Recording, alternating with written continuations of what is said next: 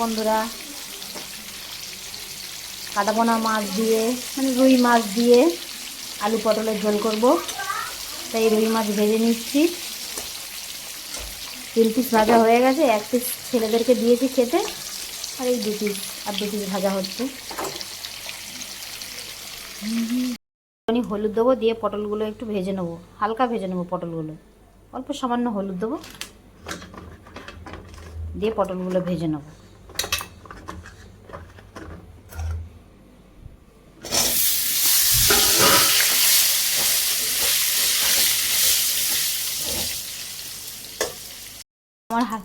পটলগুলো আমার হালকা করে ভাজা হয়ে গেছে, আমি তুলে নিচ্ছি। তুলে নিয়ে ওই সেম তেলে আমি আলুগুলো ভেজে নেব।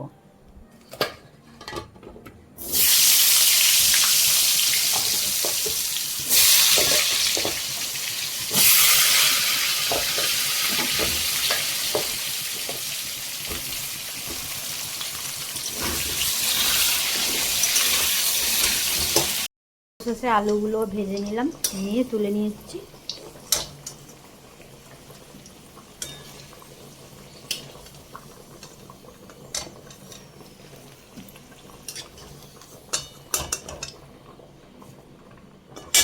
এর ওই তেলে গোটা জিরে ফোড়ন দেবো। আলু পটল ভাজা হয়ে গেছে, ভাত হচ্ছে, মাছ ভাজা হয়ে গেছে।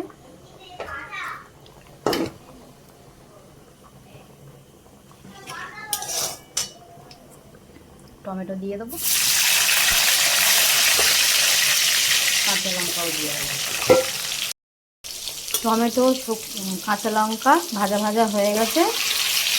এবারে হলুদ গুঁড়ো, লঙ্কা গুঁড়ো, নুন, ধনে গুঁড়ো জলে গুলে একটা পেস্ট বানিয়ে রেখেছি, ওটা ঢেলে দেবো।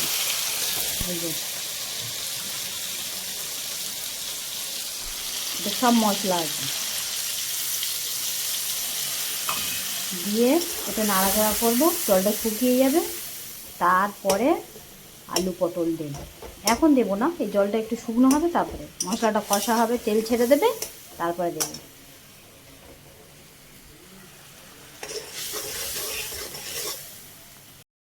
এই যে দেখো, কষতে কষতে মশলা থেকে তেল ছেড়ে দিয়েছে।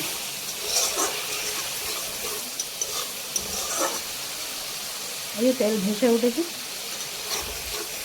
মশলাটা ভালোভাবে কষা হয়ে গেছে। এবার আলু আর পটলটা দিয়ে দেবো।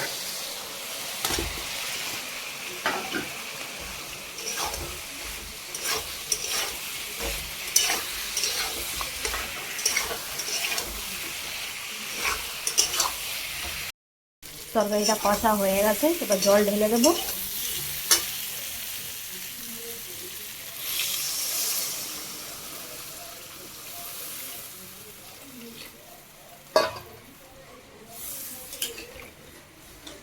জল ঢালা হয়ে গেছে।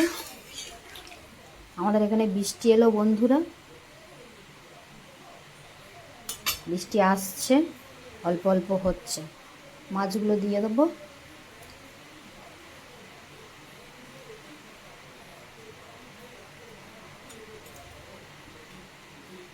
এবারে চাপা দিয়ে দেবো।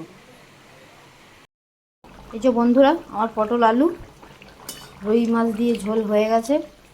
আর গন্ধটা যা বেরিয়েছে না, উফ কি বলবো তোমাদের। কারণ আমাদের এখানে তো পটল পাওয়া যায় না। আজকে বাজারে গিয়ে অনেক দিন পর পটল পেয়েছি, তাই সেই চেনা খাবারের গন্ধ আবার নাকে এসেছে। উফ কি বলবো, জিভে জল চলে এলো। খুব ভালো হয়েছে তরকারির গন্ধটা, খেতেও নিশ্চয়ই খুব ভালো হবে। টাটা বন্ধুরা, গুড নাইট।